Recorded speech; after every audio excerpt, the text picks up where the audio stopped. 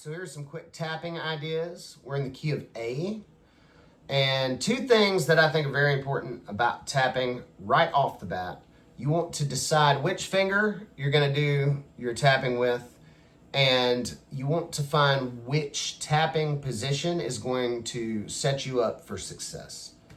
So I like to hold on to my pick between my thumb and my index finger. So I usually tap, if I'm only tapping with one finger, and I am most of the time, with my middle finger.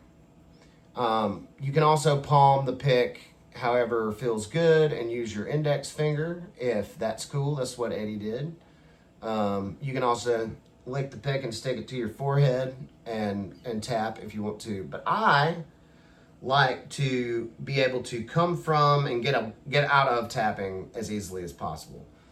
The next thing is you want to figure out which tapping setup works for you. So, for example, let's say when you play guitar, you mute with the karate chop part of your hand. You're an upstroke escape player or whatever, and that is what you feel on the strings. That is where I would start building my tapping apparatus. So if I were going to set up a tapping lick from there, let's say we're going to play on the B string. If I was going to tap on the B string, what I'd want to start with is a position with my right hand as if I were just going to pick or normally play on the B string. And I'm going to start from there. And then what I'm going to do is I'm going to just push or shift my whole hand up as close to what note I want to tap as possible. And my muting should stay the same. So all the strings above the B string are muted, and the string below, the high E string, is muted by my index finger on my left hand. Now, from this position, a lot of times I'll take these two fingers and I'll grab the fretboard, the bottom of the neck. And it's just kind of an anchor or a guide or stability. And then I will pull up. Instead of going like down, and we'll learn how to do that in a second, I push up. So I'm going.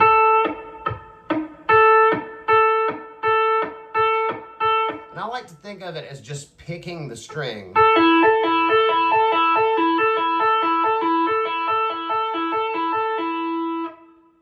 With my middle finger. Now, let's say when you play, the muting part of your technique comes from this part of your hand, like this thumb thing. And that's what you feel on the strings when you sit up. It's the same thing. I would take that, I would set it up and play it on the B string. I'm gonna slide it all the way forward. Now, this part of my hand is my anchor point and my mute device. And a lot of times when I'm coming from this, I can still have my fingers on the bottom of the fretboard, but I don't do that as much because I feel like I've already got the stability here with the hand. And I push down.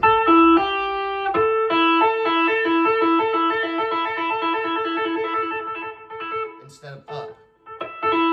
So whatever your setup is, try down and up, and one of them will feel more comfortable. That's the one to go with. When I first started tapping, I tapped like this. And I still do that sometimes. Like a lot of times if I'm moving around a lot, that'll come in. But I have noticed that somehow over the years I started doing more of this karate chop mute pull-up thing. All right, so here's a couple of things that we can do to get into tapping, like actually playing some tapping. So the first thing I would say to do is I've got a blues backing track for you. And we're going to try the Eddie Van Halen pattern. So the Eddie Van Halen pattern is where you tap a note and you tap to the index finger note and then you hammer on. And it's a triplet.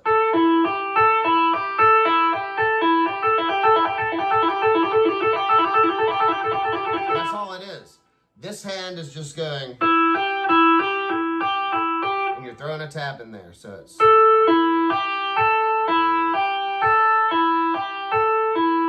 tap low, high, tap low, high, tap low, high.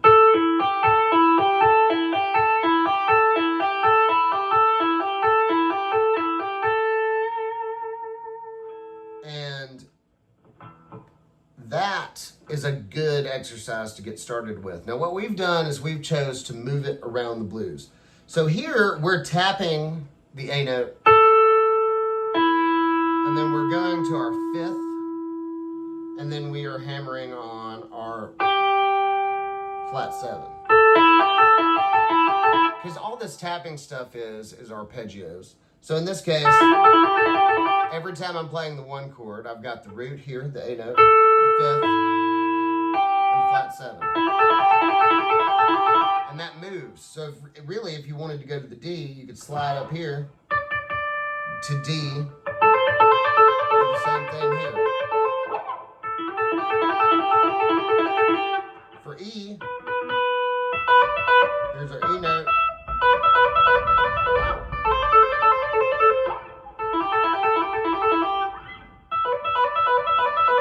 Now I didn't do that in the play along that is either before or after this. What I did is I moved the D down to the E string. Same notes. Root, fifth, flat seven. Coming from that D. And for E, whole step up. Now you could experiment with doing the opposite, where you would start from the tap and then to the higher fretted note to the lower, the pull-off pattern. And that's worth doing too. But it's also interesting, you could just create arpeggios. So like let's say we wanted to do an A major arpeggio. Find A, find your third, tap the fifth. The fifth is E. That's an A. So if you wanted to do a minor, you just flat the third. If you wanted to do diminished, you flat the fifth. So that's a good thing. That's a good way to build your arpeggios with tapping. So maybe take an easy song. Like we could take the blues. We could go, okay, for A, we have the root here, and the third, and the fifth. And then for D, all I gotta do is find my D, do the same pattern. So that's D, F sharp, A. And for E, we just go up a whole step. And that's kind of how you get the Eddie Van Halen thing going on. So the second thing that I have is a lot of times if you're in the key of A, what you can do is you can use this pentatonic, like a sliding pentatonic box.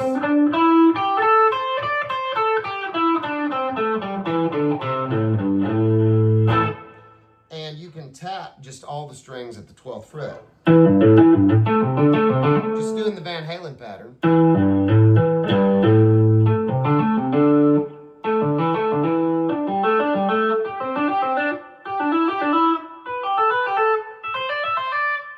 And And then you could also keep any of the pentatonic notes you already know. So maybe like instead of going up into that second box or that third box there, you could be in the same home bass pattern. And you could go back, do like a 2-string thing.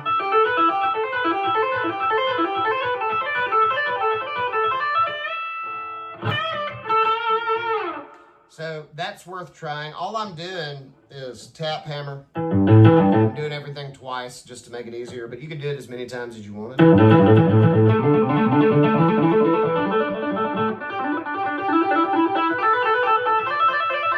good.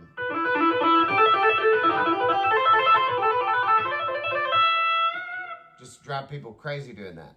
All right, and the last thing that I wanted to show you is kind of getting into the 3-note per string with tapping. So what we're doing is we're taking that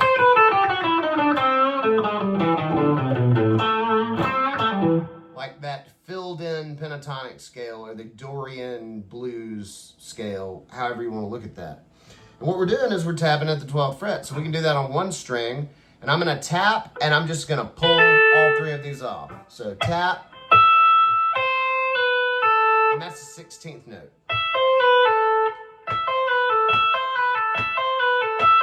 But it could be, you know, whatever you want it to be. But in this case, we're doing 16th notes.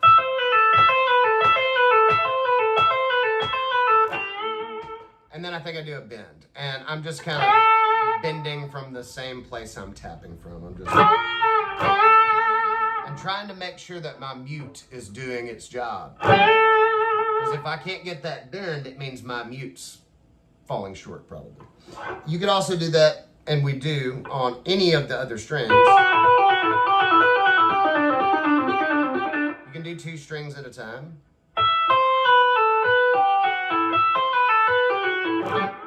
Or we could do all 3.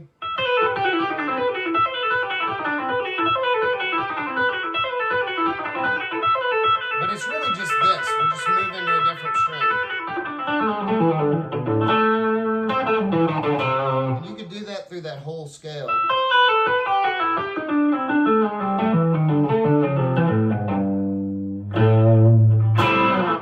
So hopefully that gives you some stuff that you could, you know, be messing around with tapping. If you have any questions, let me know. You're a rock star. Have a good week, brother. Happy Thanksgiving.